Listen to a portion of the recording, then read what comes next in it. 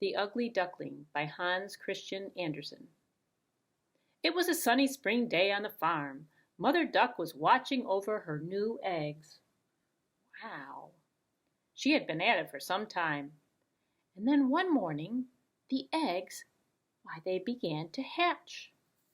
Crack, crack, crack, crack, crack, crack, crack, scritch, scratch, snap, and out popped, boing, two lively, pretty white ducklings. Quack, quack, quack, quack, quack, quack, quack, quack, quack, quack, quack, quack, quack, quack, quack, quack, quack, quack.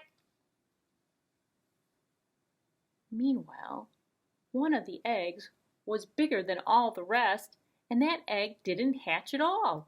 In fact, Mother Duck couldn't remember laying that third egg. What, did I miscount? Oh dear.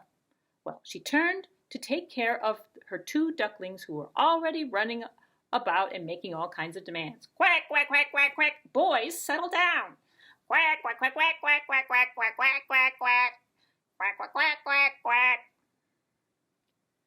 But all of a sudden, with a loud scratch, scratch, snap, the last egg hatched. And out of it stepped a very strange-looking duckling with gray feathers and an odd-shaped beak. Honk, honk. Mother Duck shook her head. Oh dear. What a strange, large creature. How could it possibly be one of mine? It was true, the gray duckling wasn't pretty, and he certainly ate far more than his brothers. Besides, he was very, very, clumsy. No one wanted to play with him. Quack, quack, quack, quack, quack, quack, quack, quack, quack. Or eat near him, or even talk to him. Honk, honk. In fact, all of the farmyard folk simply laughed at him. Oh my goodness! Oink, oink, oink! You are a strange-looking animal. Yes, you're not very, very beautiful, are you? Said the cow. Now, Duckling felt very sad and lonely, and more unhappy. Now, Mother Duck did her best to cheer him up, but it was a poor best at that. Please be nice, everyone. Sorry, my poor ugly duckling. Really, why is he so different from the others? Oink, oink, oink.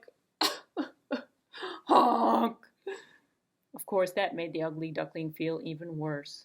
So the very next day, at sunrise, the ugly duckling ran away. So he waddled, and he waddled, and he waddled, until he came to a pond. And he asked the turtle that was there, "Do you know of any ducklings with gray feathers like mine?" "Nope, I don't know anyone as ugly as you." This made him feel so bad he walked on to another pond. This time there was a goose there, and she gave him the same answer to his question. "Do you know of any ducklings with gray feathers like mine?" "Nope.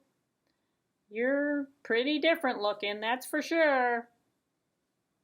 And so he went from pond to forest to farm and back again, but no one had an encouraging word.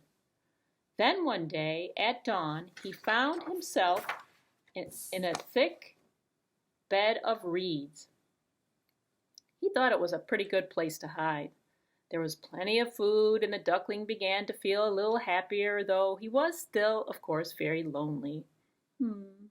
Now suddenly he saw a beautiful bird gliding across the pond. She was a brilliant white with a long, slender neck, orange beak, and large wings. Oh, if only I could look like her just for a day. But wishes hardly ever change a thing. Now winter came and the water in the reed bed froze. The poor duckling had to leave that place to search for food. He waddled and he waddled and he waddled until he dropped, exhausted, to the ground. He thought, "This is it. This is the end of me." But luckily, along came a farmer. He found him and picked him up. "Oh, you are a mighty large bird. But I think I'm going to take you home with me, strange duckling." And so he did. Now, at the farmer's home, for the first time, the ugly duckling was showered with kindness and was able to survive the bitterly cold winter. By springtime, though, the ugly duckling was so big, onk, onk, that the farmer had to set him free by the pond. "Sorry, buddy, I have to do this, but you're a little bit too large to stay in our house anymore." The ugly duckling felt a great urge to float in the water. When he got in, he looked down. Wait, what? The pond was so clear he could see himself reflected as if in glass. "My goodness, how have I changed? I hardly recognize myself. Who knew a year would make such a difference? Oh my goodness." Well, suddenly, a beautiful swan, the one that he had seen before, glided over to the ugly duckling in the pond. Why, you're a swan just like me. Where have you been hiding?" A swan? Me? Oh my goodness, now I understand. Oh, he had never been ugly at all, just different. Not a duck. Well, it's kind of a long story. Well, he swam majestically out to the other swan, and they became fast friends. And so it was that the very next day he heard a girl on the riverbank exclaim, "Why, look at that young swan. He's the handsomest of them all." And he almost burst with happiness. And boys and girls, the point of the story, or the moral of the story, is once the ugly duckling's gone, you might turn out to be a swan. The end. Thank you very much. Thank you so much. Yes, thank you.